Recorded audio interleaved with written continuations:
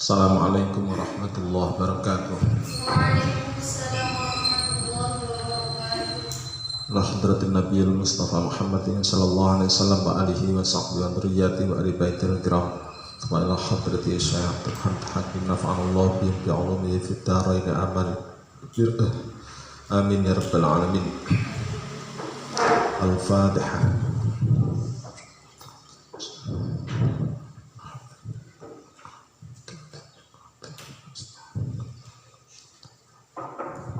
Bismillahirrahmanirrahim. Alhamdulillahirabbil alamin wassalatu wassalamu ala asyrafil anbiya'i wal mursalin sayyidina wa maulana Muhammadin wa ala alihi wa sahbihi ajma'in, amma ba'd. Bismillahirrahmanirrahim. Usulul fikhi ataupun usul fikih. Al-fiqhu. Al-fiqhu adapun fikih. Al-fiqhu adapun fikih, matan syarah bahasa.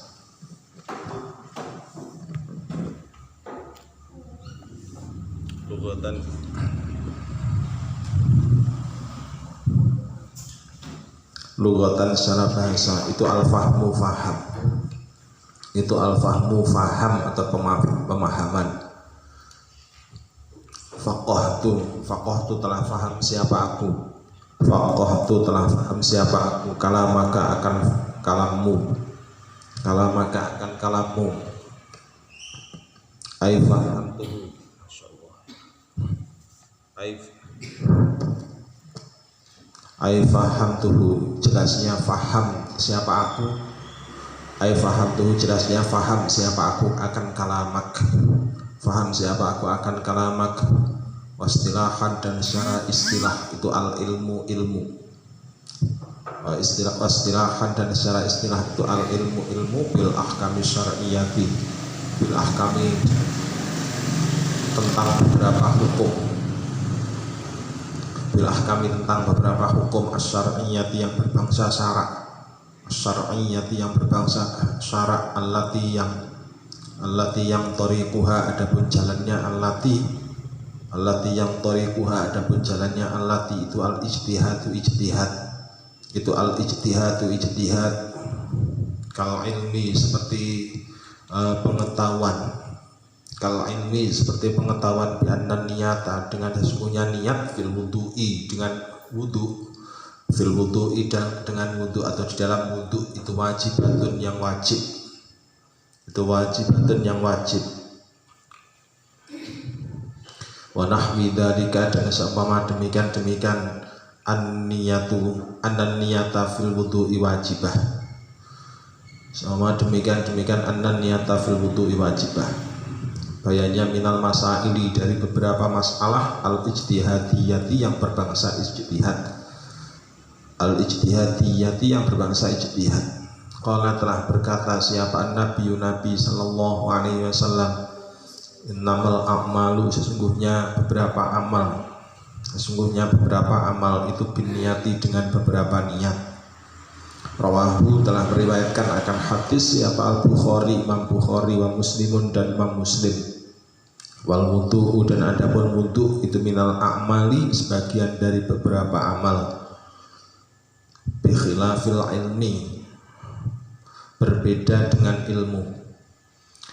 Bi khilafil ilmi berbeda dengan ilmu, bil ahkami dengan beberapa hukum asy-syar'iyyati yang berbangsa syarak, asy-syar'iyyati yang berbangsa syarak, allati yang laisa tiada apa tariquha jalannya ahkam syar'iyyah, allati yang laisa tiada apa tariquha jalannya ahkam syar'iyyah atau jalannya allati itu al-ijtihadu, itu al-ijtihada ijtihad, itu al-ijtihada ijtihad, kal ilmi seperti pengetahuan, kal ilmi seperti pengetahuan, bi anna sholawati dengan sesungguhnya beberapa sholat al-khamsi yang 5, al-khamsi yang 5 itu wajibatun yang wajib, itu wajibatun yang wajib. Wa anna zina dan sesungguhnya zina itu muharramun yang diharamkan, itu haramun yang diharamkan, wa nahwa dzalika dan sebagainya demikian as-salawatil khamsi wa zina. Hanya minal masaili dari beberapa masalah al-qat'iyati yang bersifat pasti. Al-qat'iyati yang bersifat pasti, fala yusamma maka tidak disebut apa al-masail al-qat'iyah. Fala yusamma maka tidak disebut apa al-masail al-qat'iyah, al-ilma akan ilmu. Al-ilma akan ilmu bima dengan barang dzikira yang telah disebut apa ma dzikira yang telah disebut apa ma fikhan akan fikih. Al-ilmu adapun ilmu itu sifatun sifat yang kasifu yang menjadi terbuka. Sifatun sifat yang kasifu yang menjadi terbuka biha sebab sifah apa al-matlubu perkara yang dicari ingkisafan dengan menjadi tersingkap taman yang sempurna wal jahlu adapun tidak tahu itu adamul ilmi ketiadaan pengetahuan bisyai'i dengan sesuatu wadhannu adapun dhon itu al-idraku menemukan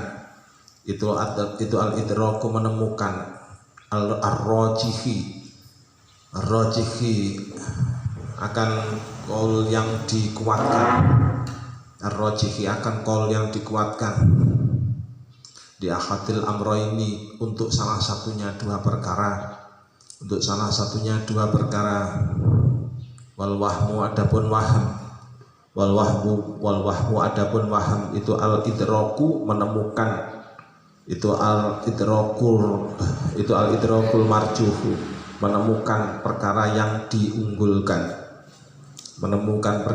diunggulkan di ahadil amroini untuk salah satu dua perkara. Masyaku adapun ragu-ragu itu al-idraku menemukan al-mustawi kondisi yang sama bainal amroini di antara dua perkara Fattarot dudu maka adapun mundar mandir fi qiyami zaidin di dalam berdirinya Zaid wa nafyihi dan ketiadaan qiyami zaidin alas sawai di atas sama itu syakkun ragu-ragu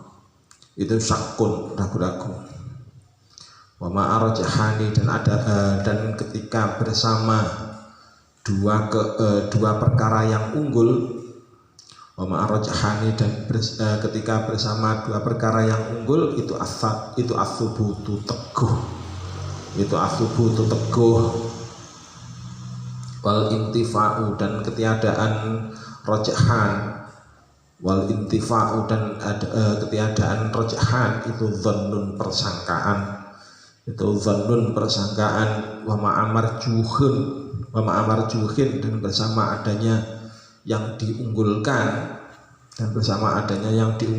fi ahadihima di dalam salah satunya amro ini itu wahmun atau salah cipta salah duga. Wal muradu adapun yang dikehendaki bil ilmi dengan ilmu fi ta'rifil fiqhi di dalam definisinya fikih itu yusmilu perkara yang memuat adzonna akan hukum dzon persangkaan. Bismillahirrahmanirrahim. Mbah Hari sudah bicara masalah pengertian usul. Usul itu apa? Usul itu adalah yuqalu 'ala dalil wal qa'idatul kulliyah. Yang dinamakan dengan dalil asal itu adalah sesuatu yang dilandasi dengan dalil. Dalilnya adalah dalil syar'i. Dalilnya sudah dalil pasti. Itu namanya usul. Jadi kalau misalkan kalian menemu di kitab-kitab fikih fal aslu, misalkan ada kata-kata kok fal aslu, maka adapun dalil asal berarti kembalinya adalah kepada dalil Al-Quran sama Al-Hadis. Al-Quran, Al-Hadis, ijma'. Jadi kembalinya ketiga itu.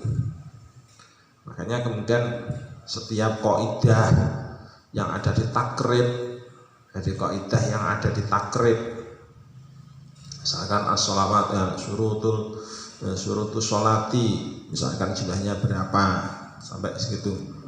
Nah itu menjadi kaidah asal. Aslinya sudah cabang itu aslinya sudah cabang ya, aslinya sudah cabang, tetapi bagi kita itu sudah masuk dalam kaidah asal, jadi panduan. Sebab apa? Karena kita bermadhab Syafi'i. Jadi karena kita sudah bermadhab Syafi'i, makanya kitab matan takrib itu bukan kitab yang sembarangan, justru malah kitab itu yang kita pedomani. Kita pedomani seterusnya sampai untuk praktek. Itu. Dan ini adalah sudah tradisinya ulama. Guru-guru kita dulu semuanya itu gurunya sampean itu dulu metodenya sudah begitu. Jadi takrib, fathul qorib, terus kemudian ke atasnya lagi Hasyiah Bajuri, Kifayatul Akhyar, terus Fathul Mu'in dan seterusnya itu. Jadi asalnya itu semuanya berangkat dari takrib silsilahnya. Jadi makanya takrib itu kalau perlu misalkan dihafalkan nggak masalah, karena itu akan selalu digunakan sampai kapanpun, sampai kita meninggal. Jadi kalau misalkan kok di takrib disebutkan misalkan al-ajir la domana lil ajiri, misalkan seperti itu disebutkan, ya udah itu berarti dipedomani. Jadi itu dipedomani terus. Ya. Misalkan lagi disebutkan bahwasanya kullu majazat ijaratuhu jaza rohnuhu jaza waqfuhu dan seterusnya, misalkan itu dipedomani. Jadi untuk memutuskan semua perkara nanti pedomannya disebut. Nah itu disebut dengan istilah dalil asal. Jadi pedoman yang kita pedoman tadi disebut dengan istilah dalil asal. Jadi kalau misalkan al aslu secara istilah berarti yuqalu ala dalil, sesuatu yang diucapkan berdasarkan dalil. Dalil kita mana? Karena takrib. Takrib itu dari mana? Ya dari Al-Quran, Al-Hadis, ijma'. Jelasnya itu. Qaul-qaul atau pendapat yang banyak disepakati oleh kalangan Syafi'iyah atau kalangan ulama Syafi'iyah. Itu takrib ya. Jadi yang di karyanya Syekh Habib Syuja, kita itu secara nggak langsung kita itu santrinya Syekh Habib Syuja. Termasuk ulama se-Indonesia ini termasuk santrinya Syekh Habib Syuja, ulama-ulama pesantren ya. Wal qaidatul kulliyah, termasuk kaidah yang sifatnya kuli, kaidah yang sifatnya universal. Kemarin sudah kita bahas. Nah, terus sekarang pengertiannya fikih itu apa? Pengertiannya fikih itu adalah al-fahmu. Aslinya maknanya adalah pemahaman. Jadi fikih itu adalah pemahaman. Faqahtu kalamaka, aku sudah faham dengan apa yang kau bicarakan. Itu berarti jadi faham, namanya fikih. Nah terus kemudian wastilahan, karena secara istilah fikih itu apa? Al ilmu bil ahkami syar'iyyah allati tariquhal ijtihad. Fikih itu adalah pengetahuan tentang hukum-hukum syarak yang metode penggaliannya. Jadi pengetahuan tentang hukum-hukum syarak yang metode penggaliannya adalah dengan jalan ijtihad. Jadi Jadi al ilmu bil ahkami syar'iyyatil lati tariquhal ijtihad. Jadi pengetahuan tentang hukum-hukum syara yang metode penggaliannya adalah dengan jalan ijtihad.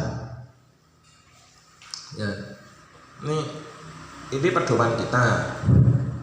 Jadi yang dinamakan dengan fikih itu adalah ilmu yang membahas tentang masalah hukum syara. Selain hukum syara nggak dibahas. Tadi yang dibahas tentang hukum syara. Nah, hukum syara itu nanti pengerti ada apa saja yang dibahas, objeknya, objek hukum syaraknya itu apa saja, nanti ada berbicara tentang di bab ahkam. Bab ahkam itu hukum syarak yang dijadikan objek bahasa. Terus kemudian kenapa kok dinamakan dengan istilah al ilmu? Ya pengetahuan. Namanya pengetahuan itu kan berarti harus ada metode untuk menggali. Pengetahuan itu kan asalnya dari kata tahu, ya kan. Tapi kalau beda dengan pengetahuan, antara tahu dengan pengetahuan itu berbeda. Kalau pengetahuan itu berarti ada metode untuk menggali. Tetapi kalau tahu itu nggak ada metode untuk menggali. Di depan ada sepeda, ya sudah ada sepeda. Tahu kalau di depan itu ada sepeda. Tapi kalau pengetahuan itu berarti harus ada proses. Sepedanya apa sih? Diteliti. Jadi berbeda. Jadi kalau misalkan dihubungkan dengan filsafat, maka unsurnya filsafat kan ada 3, ya kan? Unsurnya filsafat itu kan ada 3, epistemologi, aksiologi, dan apalagi satunya. Epistemologi, aksiologi, sama aksiologi berbicara tentang masalah logika. Terus yang ketiga ontologi. Ontologi itu yang berbicara masalah logika. Terus kemudian aksiologi. Kalau aksiologi berbicara masalah verifikasi data, kan begitu caranya.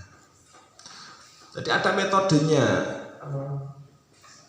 Ada metode untuk menggali pengetahuan. Nah, metode untuk menggali hukum-hukum syara, metode untuk tahu tentang hukum-hukum syara itu kalau di dalam fikih dinamakan dengan istilah ijtihad. Jadi metode untuk menggali hukum-hukum syara tadi itu dinamakan dengan istilah ijtihad. Jadi makanya kemudian fikih itu apa? Ya fikih itu adalah al ilmu bil ahkami syar'iyyatil, jadi allati tariquhal ijtihad. Jadi ilmu tentang hukum-hukum syara yang metodenya digali dengan jalan ijtihad. Kalau yang tidak dengan jalan ijtihad bagaimana? Kalau yang tidak dengan jalan ijtihad, misalkan berzina itu haram, orang itu semuanya sudah tahu bahwa berzina itu haram. Berarti ini bukan al ilmu, karena semua orang dengan meskipun belajar dan tidak belajar itu semuanya sudah tahu bahwa zina itu hukumnya haram, ya kan?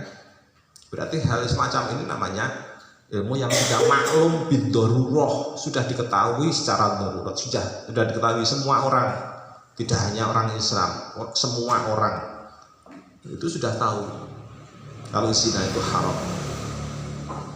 Sudah maklum itu. Mencuri itu haram, mencuri itu dilarang, pelanggaran itu semua orang sudah tahu. Tanpa harus belajar, tanpa harus sekolah, itu semua orang sudah tahu bahwa mengambil harta milik orang lain adalah termasuk perbuatan guru. Itu semua orang sudah tahu. Nah, tapi tahunya kita kan tidak sama dengan tahunya mereka, kan? Kalau tahunya kita itu ada proses untuk menggali. Jadi proses untuk menggali. Nah, tahunya kita ada proses untuk menggalinya. Apalagi tentang hukum-hukum syara, ya kita ketahui tentang hukum-hukum syara. Sholat itu wajib, sudah tegas, semua orang Islam itu tahu bahwa sholat 5 waktu itu hukumnya wajib. Tapi tentang tata caranya itu kan yang harus diketahui, harus ada prosesnya. Nah, proses untuk mengetahui itu namanya al ilmu, yang dinamakan dengan istilah al ilmu. Makanya kemudian tadi disebutkan Tadi disebutkan kal ilmi bi anna niyata fil wudu'i wajibatun wa nahwa dzalika minal masailil ijtihad. Kalau ilmu tentang hukum niatnya wudu itu wajib apa sunnah, semua orang sudah tahu bahwa wudu itu hukumnya adalah wajib. Tetapi berniat wudu, bahwa niat wudu itu hukumnya wajib disebutkan apa enggak? Nah itu kan harus ada metode, ya kan? Harus ada metodenya. Semua orang itu tahu bahwasanya niat itu adalah sebagian dari ibadah, udah tahu. Tetapi tentang ilmunya meniatkan, terus kapan niat itu diucapkan kan harus butuh data. Kapan batasannya bahwa niat itu harus diucapkan? Kapan batasannya bahwa niat itu sudah dianggap kadaluarsa? Itu kan berarti harus ada data, ya kan? Harus ada pengetahuan. Ternyata niat itu harus muqtarinan bi fi'lihi, berarti itu kan harus ada data itu seperti itu. Niat itu harus muqtarinan bi fi'lihi. Apa artinya muqtarinan bi fi'lihi? Bersama dengan perbuatan. Jadi pada waktu wudu itu bersama dengan perbuatan minimal adalah membasuh muka. Ya, kita mengetahui bahwa minimal membasuh muka itu kan harus didasarkan pada dalil. Ya, harus ada metode penggaliannya. Nah, metode penggaliannya. Oh, ternyata niat ini minimal harus bersama dengan ketika awal membasuh muka. Itu minimal. Kalau sudah lebih dari membasuh muka kok kamu belum niat, berarti gak sah wudunya. Gitu. Berarti gak sah. Misalkan sudah basuh tangan terus kamu baru berniat wudu, gak sah wudunya. Sebab apa? Karena minimalnya sudah ditetapkan. Minimalnya ditetapkan adalah membasuh muka. Pada saat membasuh muka, makanya pada waktu membasuh muka kok niatnya misalnya nawaitul wudu'a li raf'il hadasil asghari fardalillahi ta'ala, wudunya sah apa enggak? Enggak sah. Kenapa? Karena niatnya sudah pada waktu bilang lillahi ta'ala itu sudah selesai basuhan 3 kali. Padahal muqtarinan bi fi'lihi itu adalah muqtarinan bi awali fi'lil ghuslil wajhi. Jadi bersamaan dengan awalnya basuh wudu, awaitul wudu ali raf'il hadasil asghari fardalillahi baru. Nah, ini baru sah.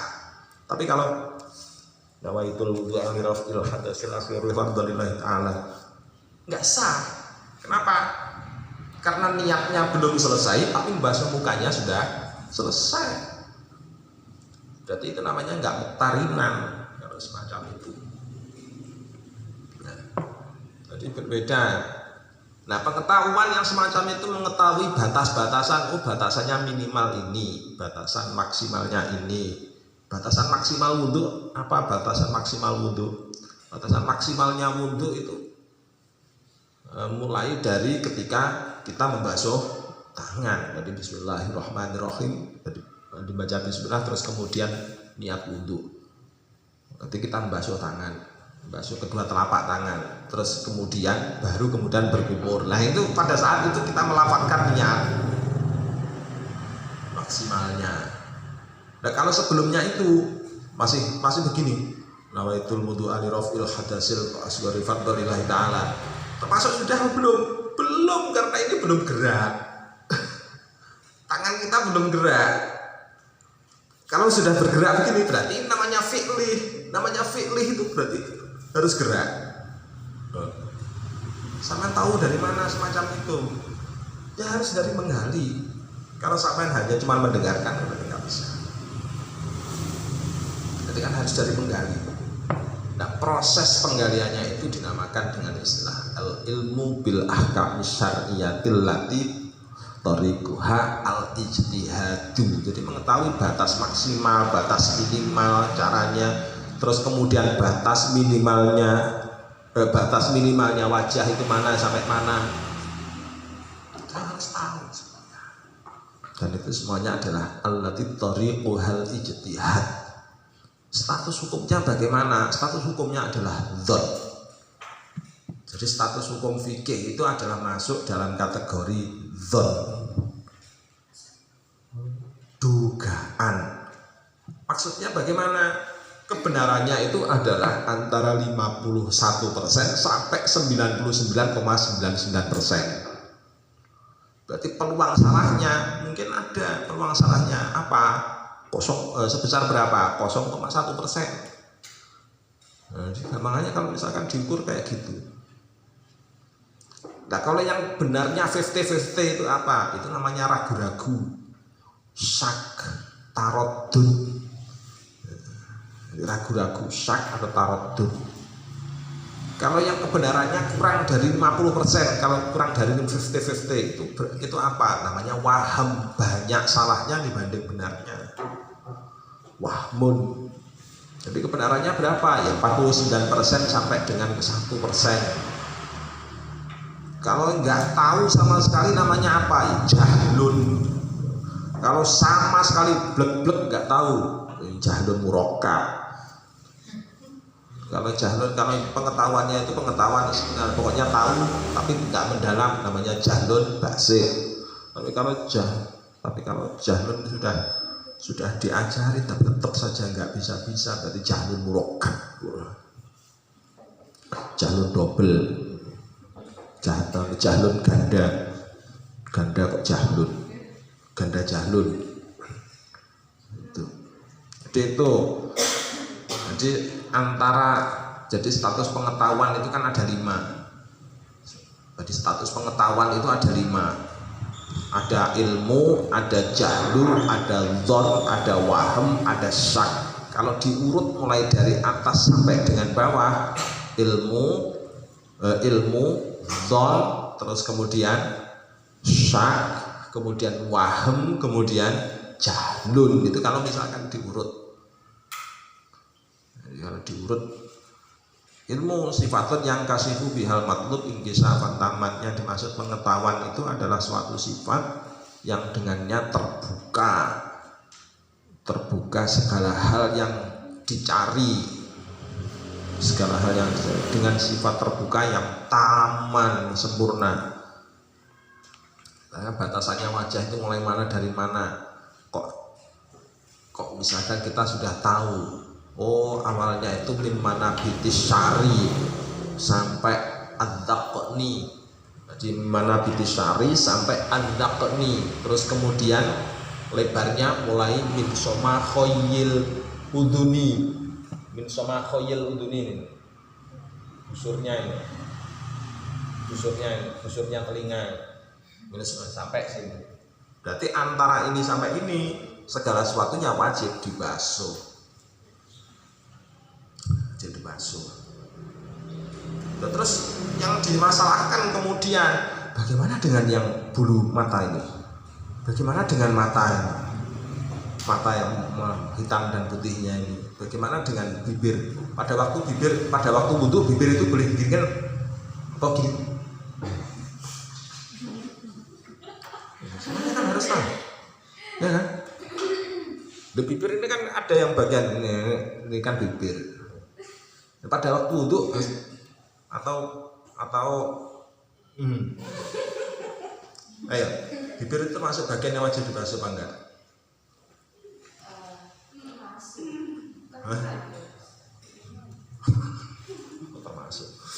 Termasuk wajib dibasuh. Terus mata itu masuk wajib dibasuh apa enggak?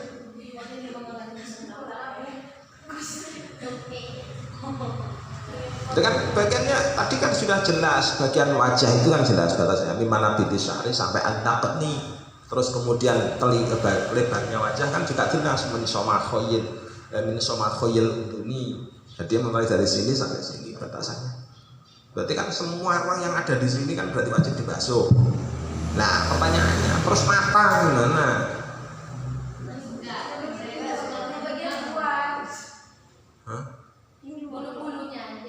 Namanya dohir itu kan berarti kelihatan dari luar kan?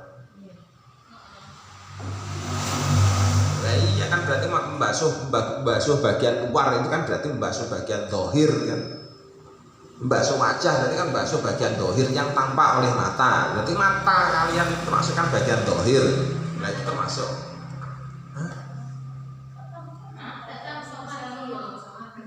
Kamu kelihatan nggak matanya Muzai itu? warnanya apa? Masa kamu nggak bisa melihat kalau matanya Munzai kayak gitu?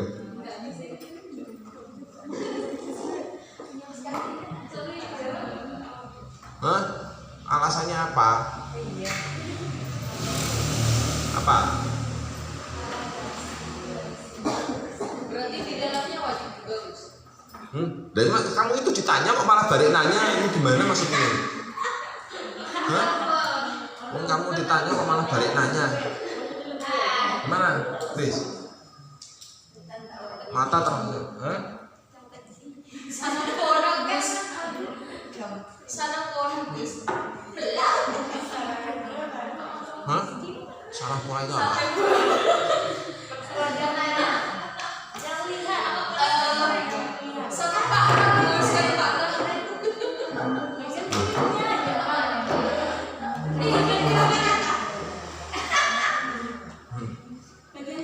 Termasuk bagian yang harus dibasuh apa enggak pertanyaannya? Enggak, itu kan harus ada.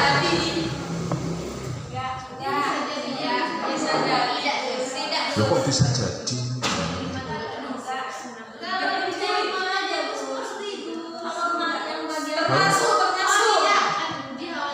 Apa? Perih.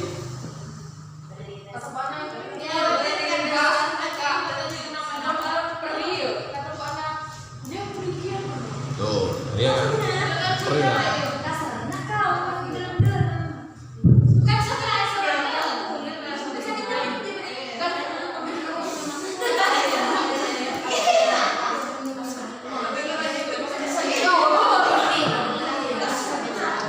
Jadi di ngambingan ada beberapa anggota tubuh yang sifatnya itu inkilap, yang sering bolak-balik, yang sering mondar-mandir. Inkilap sering mengalami perubahan, sering bergerak-gerak. Lidah, bibir, jadi lidah, bibir, mata dan seterusnya, termasuk bulu mata dan seterusnya. Bulu mata, ini bulu mata yang ini. Terus bulu yang ada dalam mata ini, bawah-bawahnya itu adalah termasuk bagian yang tidak wajib untuk dibasuh disebabkan karena urusan mustasnayat, jadi yang dikecualikan dari syariat. Jadi beberapa anggota tubuh yang sifatnya itu selalu bergerak-gerak, lidah, bibir, mata, itu nggak wajib untuk dibasuh. Hah?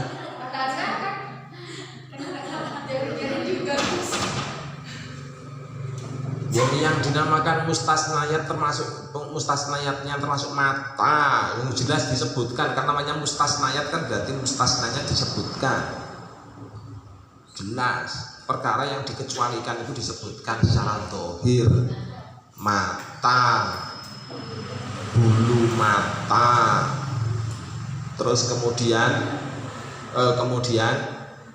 lidah. Meskipun lidahmu itu bisa dilihat oleh orang lain dari luar itu, tapi nggak wajib untuk dibasuh. Nggak wajib untuk dibasuh. Untuk basuh lidah itu kemudian termasuk bagian hukum sunnah, sudah masuk di dalam bagian kumur itu.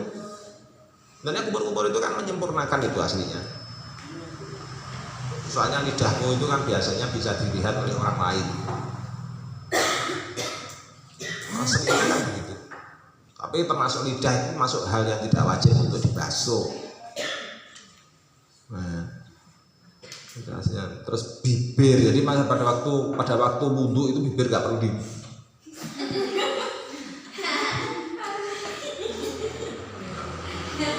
Soalnya bibir nggak termasuk bagian dari zahir yang wajib untuk dibasuh. Dan itu masih banyak lagi hal-hal yang semacam ini, batasan-batasan semacam ini itu kalau tidak diketahui. Jadi pada waktu ngaji fikih itu cari batasannya, dobitnya itu. Dalam hal apapun, cari dobitnya.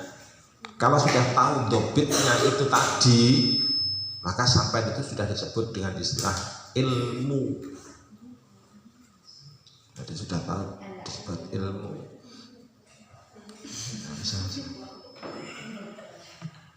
Kamu jahlun murokkab. jahil. Orang, makanya Pak Sam itu kadang-kadang pegel kalau sama mahasiswa. Kalau misalkan ditanya, apa hukumnya ini? Tidak tahu Pak. Tidak tahu itu bahasa Arabnya apa? Jahlun. Ya udah, jahlun itu kalau diartikan artinya apa? Bodoh. Berarti kamu bodoh ya? Enggak. Gimana? Aku sendiri. Iya kan? Oh ditanya. Jawab, ini hukumnya gimana? Tidak tahu Pak. Tidak tahu itu bahasa Arabnya apa? Jahlun. Iya kan? Siapa yang tempoh hari ditanya kayak gitu? Tanya Pak Sam. Jadi bahasa Arabnya aja. Dijawab tidak tahu Pak. Terus tidak tahu itu bahasa Arabnya apa? Jahlun. Berarti kamu jahlun. Enggak. Kok enggak terima? Siapa yang tempoh hari gitu kan? Anak kuliahan masih ingat Pak Sam.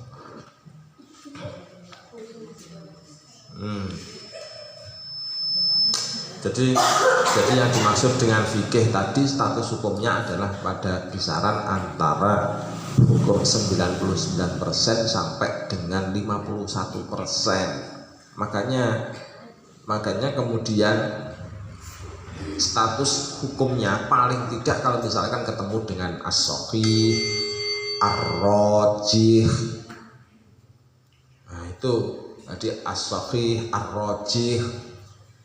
Maka kalau kita ketemu hal yang semacam itu, berarti para ulama dulu itu sudah meneliti hukum kebenarannya adalah sekian persen. Jadi sudah di atas dari 51%. Banyak benarnya dibanding salahnya. Itu kayak bahasa wajah tadi itu. Jadi kalau misalkan kita ketemu dengan khilafnya ulama, jadi ketemu dengan khilafnya ulama itu cara menyikapinya begitu. Jadi cari mana yang qaul yang rajih, mana yang tidak sahih, mana yang dhaif. Kalau misalkan ulama kok sudah menyatakan dhaifun, berarti jangan dipakai. Kalau sudah dalam status fikih itu jangan dipakai. Kalau dalam status hadis boleh itu dipakai. Loh, apa bedanya ke status fikih dhaif dalam fikih dengan dhaif dalam hadis? Kalau dhaif dalam hadis itu bisa untuk fadholiyatul amal. Tapi kalau untuk fikih jangan dipakai kecuali karena darurat. Saya tanya, saya tanya sekarang. Coba putusi hukum. Aduh, ini gak enak nanti di video soalnya. Pengetahuan. Jadi tadi hanya sekedar untuk pengetahuan saja. Jadi kalau misalkan kok ketemu dengan hal-hal yang demikian, kalau dhaif atau muqabil, misalkan sampai kok ketemu asoh. Nah ini kalau asoh ini sampai masih leluasa, ketemu dengan qaul asoh, arja itu leluasa. Kenapa? Karena kalau qaul asoh berarti itu ada sahih 1, sahih 2, sahih 3, sahih 4. Kemudian dari sahih ini tadi dipilih salah satu yang paling banyak dalilnya. Yang paling banyak dalilnya. Nah, paling banyak dalilnya tadi itu disebut dengan istilah asoh. Jadi qaul asoh. Qaul arjah pun juga gitu, ada rajih 1, rajih 2, rajih 3, rajih 4. Dipilih yang paling banyak dalilnya. Dipilih yang paling banyak dalilnya dan yang paling unggul dalilnya. Dan makanya kemudian disebut dengan istilah qaul arjah. Karena dalam kondisi seperti itu, ketemu dengan hukum seperti itu, leluasa gimana? Kalau misalkan jual kotoran ayam itu hukumnya bagaimana? Kalau dilihat dari najisnya, hukumnya nggak boleh, haram menjual barang najis.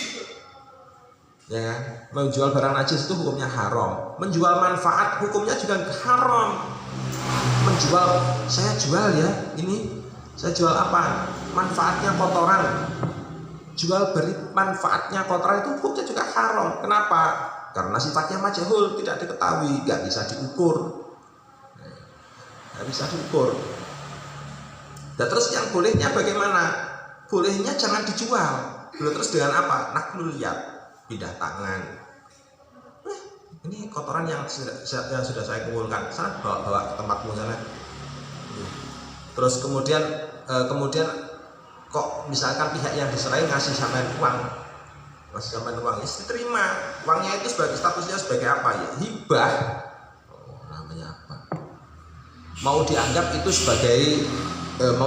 sebagai harganya kotoran, nggak bisa. Mau dianggap itu sebagai harganya manfaat juga nggak bisa. Soalnya kotoran itu barang najis, nggak sah untuk dijual belikan. Ini qaul yang asoh. Terus kemudian muqabilnya bagaimana? Muqabilnya hukumnya boleh. Mengapa?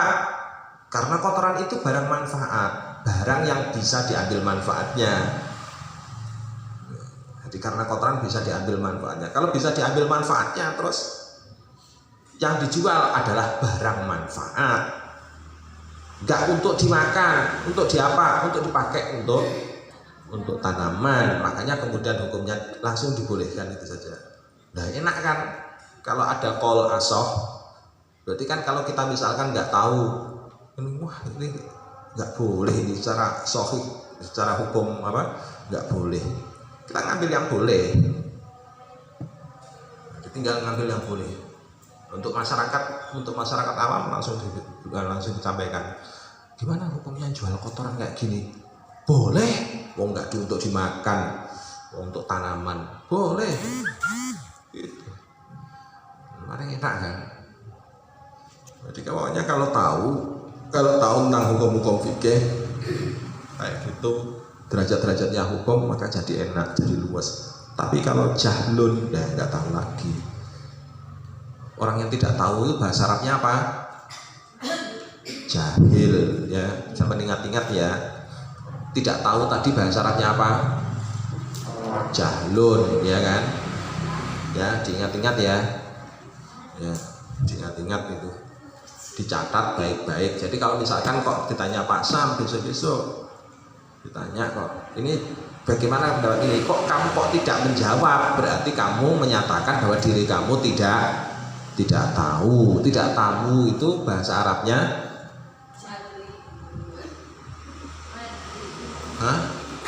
tidak tahu itu bahasa Arabnya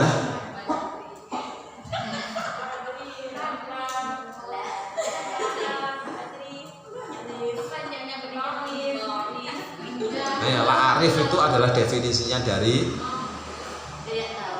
tidak tahu. Tidak tahu itu bahasa Arabnya adalah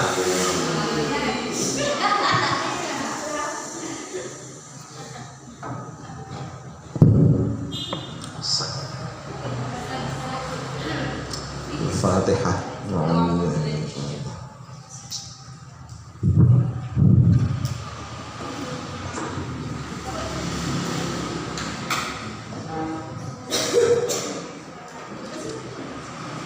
Assalamualaikum warahmatullahi wabarakatuh. Waalaikumsalam warahmatullahi wabarakatuh.